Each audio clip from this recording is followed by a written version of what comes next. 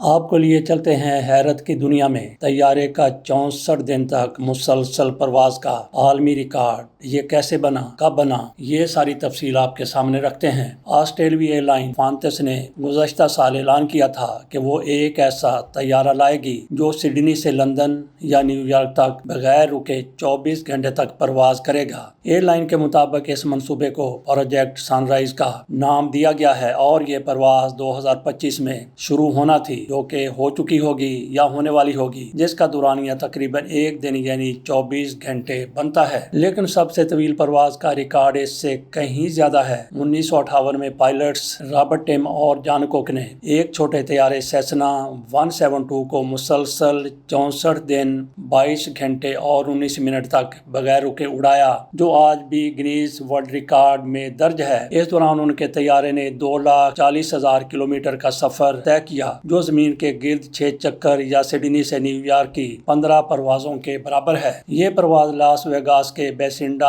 Hotel کی تشہیر کے لیے شروع کی گئی تھی۔ ہوٹل کے مالک نے اپنے سابق جنگی پائلٹ اور مکینک رابرٹ ٹم کی تجویز پر عمل کرتے ہوئے اس مہم میں رقم خرچ کی تھی۔ سیسنا طیارے میں خصوصی طور پر اضافی فیول ٹینک، تیل بدلنے کا نیا نظام، سونے کے لیے گدا، ہاتھ دھونے کے لیے چھوٹا سنک اور فولڈ ہونے والا ٹوائلٹ لگایا گیا تھا۔ پہلی 3 کوششیں ناکام رہیں، لیکن چوتھی بار رابرٹ ٹم نے اپنے نئے کو پائلٹ جان ویکوک کے ساتھ 4 دسمبر 1958 کو پرواز شروع کی۔ طیارے کے ٹائروں پر سفید پینٹ کر کے اس بات کو یقینی بنایا گیا کہیں وہ خفیہ طور پر لینڈ نہ کر جائیں۔ روزانہ 2 بار ایک فیول ٹرک ہائی وے پر کھڑا ہو جاتا اور طیارہ صرف 20 فٹ کی اونچائی پر اڑتے ہوئے نچلی رسی سے فیول نلی کو کھینچ لیتا۔ اس طرح 128 بار اس طریقے سے ایندھن بھرا گیا۔ ہر بار کیلیفورنیا اور ایریزونا کی سرحد پر موجود ایک ایسی شاہراہ میں ایندھن بھرا جاتا تھا جہاں سے ٹریفک نہیں گزرتی تھی۔ ایندھن کے ساتھ ساتھ پائلٹس کو غذا،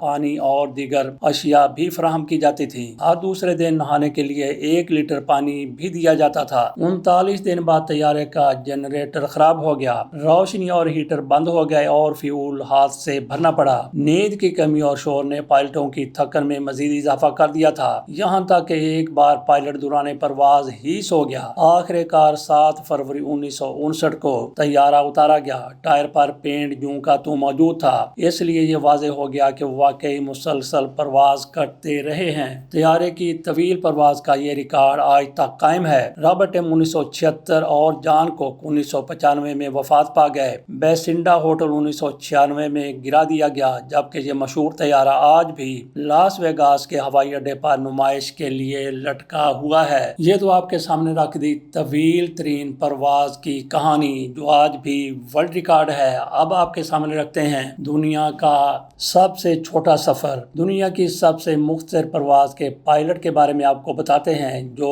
انہی دنوں ریٹائر ہوئے ہیں۔ کولن میکالسٹر نے 21 سال تک لاگن ایئر کے ساتھ کمرشل پائلٹ کی حیثیت سے خدمات انجام دینے کے بعد ریٹائرمنٹ لے لی۔ 59 سالہ کولن نے فضاؤں میں دنیا کے سب سے شاندار مناظر دیکھے ہیں اور ان کا کہنا ہے کہ آرکنی کا ساحل ان میں سب سے حسین ہے، جسے وہ کیریبین کے شفاف پانی اور سفید ریت سے تشبیہ دیتے ہیں۔ لاگن ایئر کے ساتھ دسیوں ہزار پروازوں میں ان کی خدمات میں دنیا کی سب سے مختصر پرواز بھی شامل ہے۔ محض 2 منٹ تک کا یہ سفر ہے جو صرف 1.7 میل کا فاصلہ ہے۔ حالیہ دنوں انہوں نے کرکوال میں اپنی آخری کمرشل پرواز اتاری۔ ان کا کہنا ہے کہ یہ ان کے لیے خوش قسمتی کی بات ہے کہ انہوں نے ایسا پیشہ اختیار کیا جسے وہ دل سے پسند کرتے تھے، لیکن یہ صرف مناظر نہیں بلکہ لوگ تھے جنہوں نے ان کی نوکری کو مزید خوشگوار بنا دیا۔ کولن کہتے ہیں کہ اس نوکری میں مجھے بہت سی باتیں پسند ہیں، مسافروں کے ساتھ اڑان بھرنے کا لطف، قریبی تعلق، یہ کہ میں کاکپٹ کے دروازے کے پیچھے بند نہیں ہوں، میں ہنسی بھی سنتا ہوں، سسکیاں بھی سنتا ہوں، آنسو بھی دیکھتا ہوں۔ یہ بالکل ایک منفرد تجربہ ہے۔ میں صرف طیارہ نہیں اڑاتا بلکہ سامان سنبھالتا ہوں، مسافروں کو بٹھاتا ہوں، میں کیبن کریو بھی ہوں، فرسٹ آفیسر بھی ہوں اور کپتان بھی۔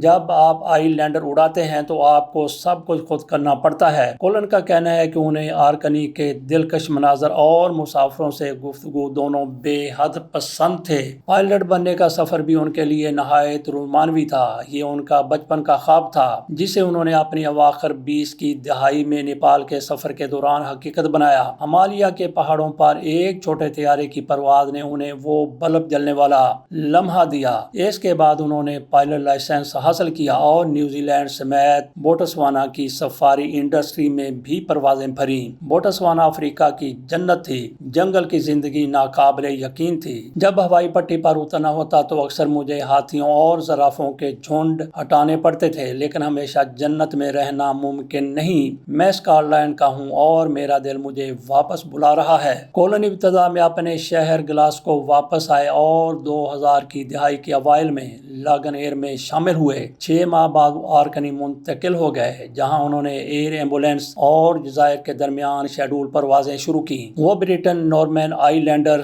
چلاتے رہے۔ 1965 میں یہ بنا تھا، یعنی اس دور میں جب کمرشل طیاروں میں کمپیوٹرز نہیں ہوتے تھے۔ کولن اسے کلاسک قرار دیتے ہیں۔ یہ وقت میں سفر کرنے والی مشین جیسا ہے۔ یہ کمال کا کام کرنے والا طیارہ جسے آسمان کا ٹریکٹر، اسے مقامی طور پر مرمت کیا جا سکتا ہے اور ہمارے پاس یہاں انجینئرنگ کی مہارت موجود ہے۔ 8 مسافروں تک لے جانے والا یہ طیارہ کولن کے اندازے کے مطابق ان کے ہاتھوں 40,000 سے زیادہ پروازیں مکمل کر چکا ہے، جو تقریباً 9,000 گھنٹے کی پروازیں بنتی ہیں۔ یہ پروازیں اکثر سیاحوں اور ہوا بازی کے شوقین افراد کو اپنی طرف متوجہ کرتی ہیں، جو دنیا کی سب سے مختصر پرواز کا تجربہ کرنا چاہتے ہیں۔ گزشتہ سال کولن نے ہالی ووڈ اداکارہ ساؤتھ سے رونن سمیت فلم دی کٹرن کی کاسٹ کو بھی آرکنی میں سفر کروایا۔ خوش قسمتی سے انہیں فلم میں ایک مختصر کردار بھی مل گیا جو آخر کار سکرین پر شامل ہوا۔ تاہم زیادہ تر ان کے مسافر مقامی لوگ تھے